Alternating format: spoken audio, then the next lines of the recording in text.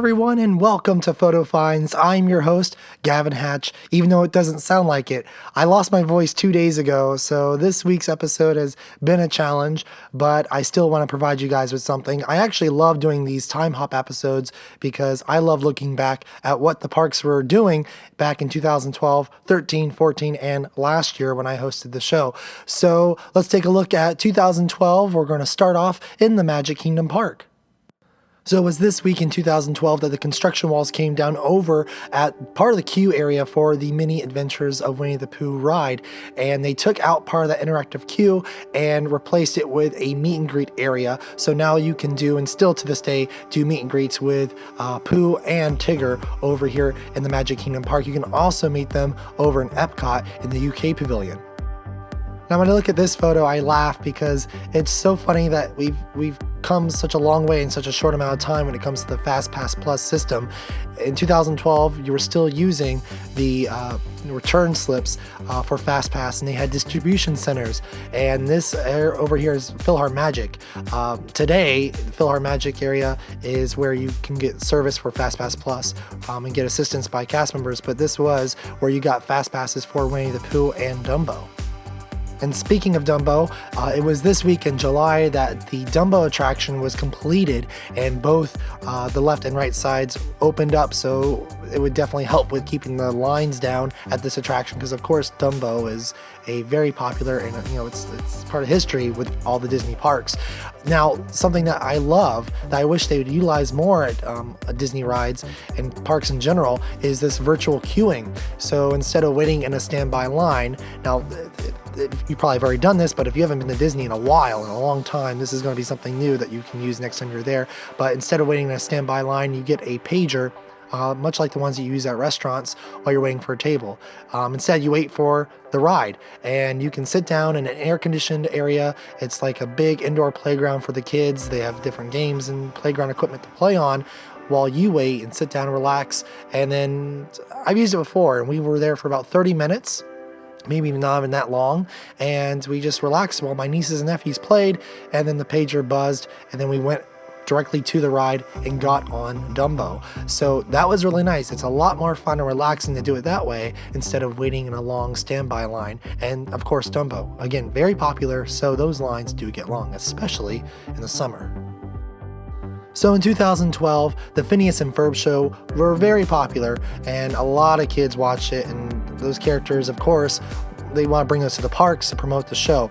Now, Kim Possible's game that you had that was interactive around World Showcase had been around for quite some time, even though the show had been off the air also for a while. So the Kim Possible game was taken out and replaced and rebranded with the Agent P's World Showcase adventure game. So same premise though, you still use a cell phone and went around and did and completed missions, and when you completed something, interactive stuff happened around the different pavilions in World Showcase, and it's still something you can do today, but at the time it was just a very quick transition and no major changes to the game. They just changed the characters pretty much and the storylines of the missions with the game.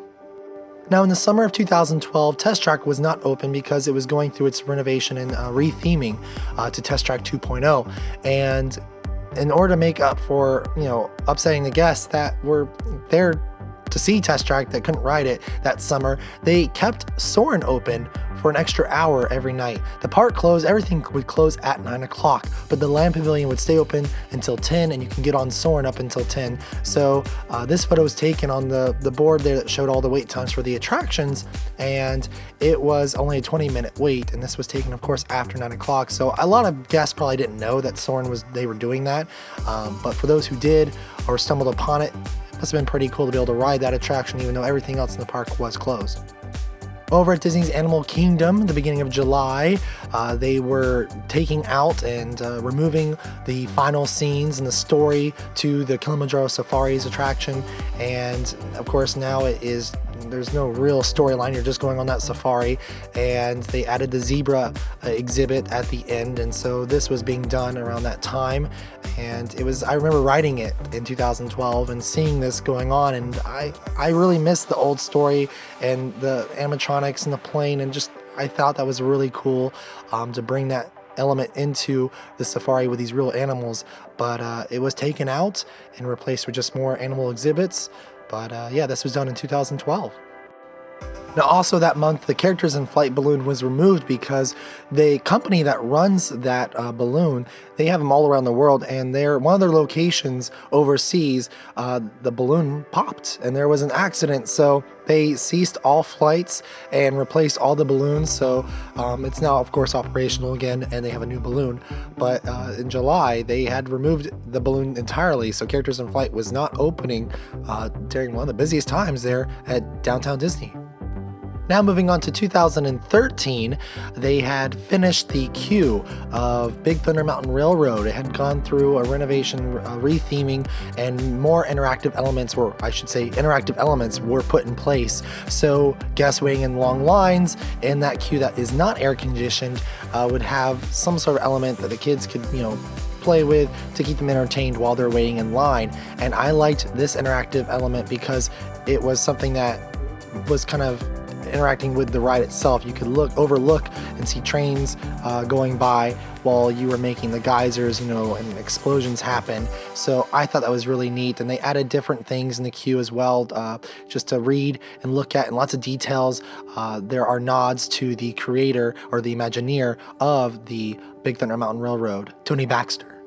And speaking of roller coasters, the Seven Dwarfs Mine Train in New Fantasyland was the last thing to be completed in the New Fantasyland expansion. So this was neat because they added windows into the construction wall, so you could look for yourself, and they had different heights so the kids could see as well. So you could look through the construction wall and kind of get that behind the scenes look, which is rare for Disney to do. They're all about preserving magic. So I loved how they did let guests kind of see through the construction wall to see what was going on and what the progress looked like on that attraction, which of course is, it's an amazing ride and very popular. So also I think they probably did it because, people are going to look regardless, so it's safer to have it be done this way instead of having them, getting on each other's shoulders and looking over the wall and hurting themselves.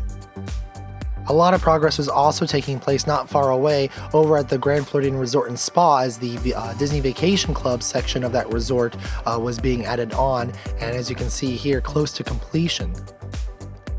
Now over at Universal Studios Florida, construction was really progressing on the Wizarding World of Harry Potter Diagon Alley. From outside walking around the park, you could see the facade for London and it taking shape. I think it's so funny because Diagon Alley, since it is hidden from regular, you have to go through that secret entrance. I think it was neat that you just really didn't have an idea of what it was going to look like, how big it was going to be, until it opened up, because it is a completely sectioned off area inside of a land. So you have to go through London, so I felt like London was a curtain and really holding back the best part of the Wizarding World of Harry Potter expansion.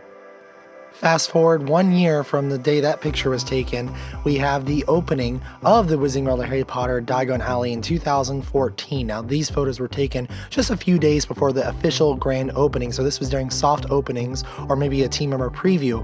But these are really good photos because there weren't a lot of people in the area, so it's not super crowded. You can actually kind of see the details of the stores with no one standing in the way. So as you can see, that walking through the brick wall, just like in the movies, is a big part. And just, I stood there when it opened up and was watching people walk through, and just seeing the reactions of people's faces is so funny. People cry, people laugh, people just have their mouth wide open.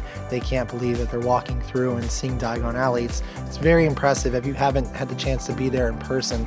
And even though it's not a huge area, they can fit a lot of people in there, and the flow moves pretty well. It's not too bad. I think it was a lot better than when Hogsmeade opened. I think Hogsmeade had a lot of issues with crowd control. Now, one of my favorite places to grab some butterbeer, where the lines usually are not too bad, is over here. The Fountain of Fair Fortune is a good place to go because the lines usually are just, I've never waited in a line when I go in there, and they don't just serve butterbeer, they do have other specialty beers that are served only in the Wizarding World of Harry Potter, and that are brewed specifically for those themed lands. When Diagon Alley opened, it introduced the interactive wands. This was really fun. Even if you didn't have a wand, it's just fun to watch people do this. So you could walk around with those wands, and different storefronts and different areas around the land. They had markers on the ground. You just go up to it and you would wave your wand a certain way. It has to be precise, and then something interactive would happen. A storefront would have lights turn on, or water would cascade down this here, and then you would have different mannequins come to life. So it's really fun to watch. And of course, if you have a wand, it's even more fun because you are the one controlling it and making those magical things happen. And then they brought this technology over to Hogsmeade Village when Diagon Alley opened. So now you can do it over in Hogsmeade as well. Now, Diagon Alley is home to the Escape from Gringotts, which is a wonderful ride. I love that ride.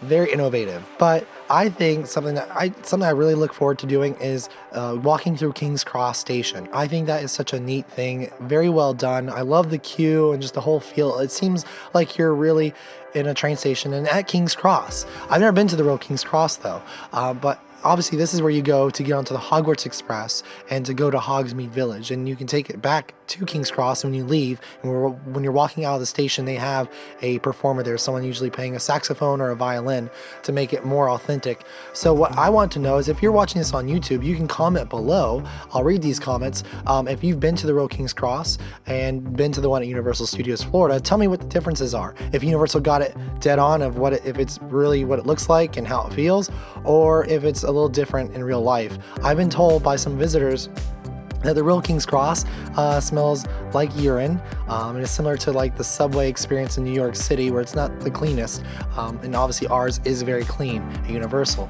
So just tell me if there's any other differences that you've noticed going to the real one and going to the one at Universal. Now this week in 2015, so just last year, I took you guys to SeaWorld Orlando to show you the summer celebration that they had going on.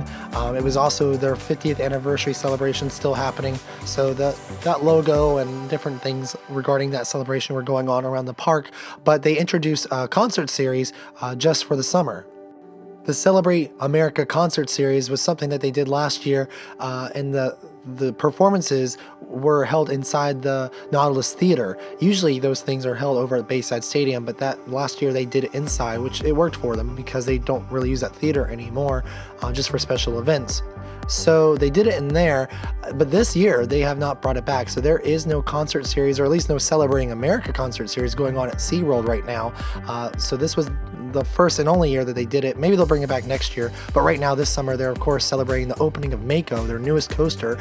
So they have something going on called the Summer of Mako, and at Florida e-ticket we'll be showing you that very soon. So if you want to learn about that event going on, tune in to Florida e-ticket, because you might see that in the near future with Patrick and I taking you there. Speaking of Mako though, this time last year they had just started construction on Mako, so you can see the construction walls outside Nautilus Theater, some concept art. Obviously it does not really look, I mean, it looks similar to this, but they did make some modifications when they built it, so it doesn't look exactly like the concept art did, but they did have the construction walls up, and they haven't built the track yet. So they are just starting construction on Mako, and of course a year later now it's open, and it is a wonderful attraction. Now, I was at SeaWorld last week to see Light Up the Night. It is my favorite Shamu show of all time, and it is something they only do during the summer. So you have to go see it this summer if you've not done so already, because it is really, really cool. I love that show. Now, last year, as you can see here, they advertised it pretty well on the sign outside the stadium. Half of it was for One Ocean, which is the daytime show, and then the other half advertised Light Up the Night. This year, I don't have a picture of it, but this year when I walked by it the other night, I noticed that the Light Up the Night advertisement, the logo, is much smaller, and it's in the corner, the bottom left, and it just has the time posted for it. So they're not really advertising, and I didn't see it advertised anywhere around the park. So I don't know why they're not really putting the money into making sure people know about this show, because it's a really great show. It's a great way to end your night in the summer at SeaWorld. So I wish they would, put a little bit more advertising into that show, because it's phenomenal. And if you haven't seen it, make sure you go do it. Well, that will do it for this week's episode of Photo Finds. I really hope you enjoyed our time hop episode for the month of July. I love doing these at the beginning of each month. I'm going to continue doing this, so I hope you like it as well. If you do, give this video a thumbs up. If you're watching this on YouTube, you can comment below. Make sure you subscribe to Attractions Magazine. Hopefully next week I will have a voice again. And of course, make sure you guys get out, you have fun, and enjoy the parks.